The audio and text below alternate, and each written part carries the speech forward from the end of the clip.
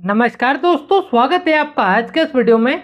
दोस्तों, अगर आप एक पीएफ मेंबर थे तो आप ये बात जानते होंगे कि अगर हमें अपनी जॉब छोड़ना है तो जॉब छोड़ने के लिए हमें रिजाइन देना होगा। और आप ये भी बात जानते होंगे कि जॉब छोड़ने के बाद हमारे पीएफ अकाउंट में डेट ऑफ एग्जिट अपडेट होती है। तो जॉब छोड़ने के लिए रिजाइन देना है और जॉब छोड़ने के बाद पीएफ अकाउंट में डेट ऑफ एग्जिट अपडेट होना है। तो अब इन दोनों बातों को मिलाकर एक सवाल यहाँ पर यह बनता है कि रिजाइन देने के कितने दिन बाद पीएफ अकाउंट में डेट ऑफ एग्जिट अपडेट होती है। तो आज के इस वीडियो में मैं आपको इसी सवाल का जवाब बताऊंगा। तो चलिए शुरू करते हैं आज का वीडियो। और वीडियो शुरू करने से पहले आप सभी से रिक्वेस्ट है कि इस वीडियो को अभी से कर दीजिए लाइक, और चैनल पर अगर आप नए हैं तो चैनल को भी कर लीजिए सब्सक्राइब, क्योंकि ईपीएफओ से जुड़ी जानकारी आपको इस चैनल पर मिलती रहेगी।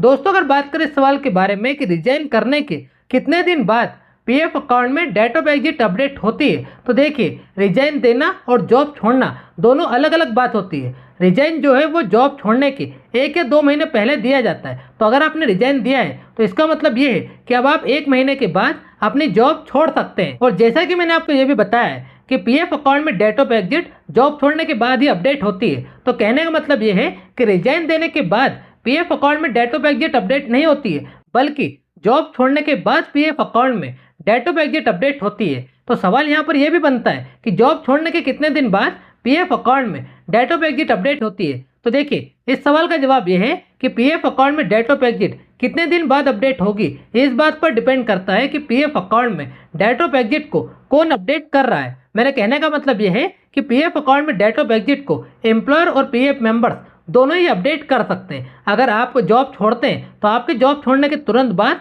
आपका एम्प्लॉयर आपके पीएफ अकाउंट में डेट ऑफ एग्जिट को अपडेट कर सकता है। लेकिन अगर employer date of exit update नहीं भी करता है तो फिर आप खुद भी अपने पीएफ अकाउंट में डेट ऑफ एग्जिट को अपडेट कर सकते हैं। लेकिन पीएफ मेंबर्स जॉब छोड़ने के 2 महीने के बाद ही अपने पीएफ अकाउंट में डेट ऑफ एग्जिट को अपडेट कर पाएंगे। लेकिन अगर बात करें इस सवाल के बारे में कि रिजाइन करने के कितने दिन बाद पीएफ अकाउंट में डेट ऑफ एग्जिट अपडेट होगी, तो देखिए, अगर अभी तक आपने इस वीडियो को ध्यान से देखा है तो आप इतनी सी बात तो समझ ही चुके होंगे कि अगर आपने रिजाइन दिया है तो जिस दिन आप जॉब छोड़ेंगे उस दिन के बाद आपके पीएफ अकाउंट में डेट ऑफ एग्जिट अपडेट हो जाएगी।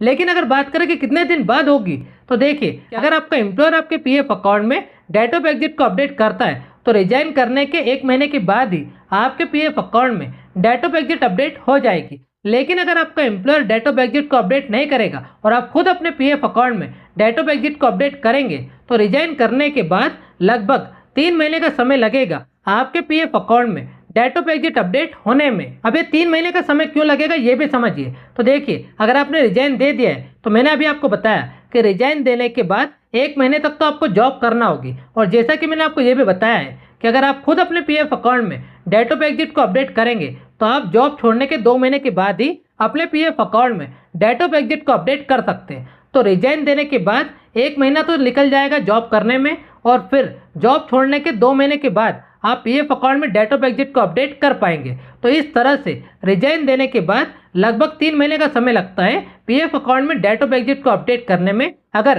पीएफ मेंबर्स खुद अपने पीएफ अकाउंट में डेट ऑफ एग्जिट को अपडेट करें तो। लेकिन अगर, जैसा कि मैंने आपको बताया कि एम्प्लॉयर आपके पीएफ अकाउंट में डेट ऑफ एग्जिट को अपडेट करेगा, तो जब आप रिजाइन देंगे और रिजाइन देने के 1 महीने के बाद जब आप अपनी जॉब छोड़ेंगे तो आपके जॉब छोड़ने के तुरंत बाद ही, यानी कि 1 महीने के बाद ही, आपके पीएफ अकाउंट में डेट ऑफ एग्जिट अपडेट हो जाएगी।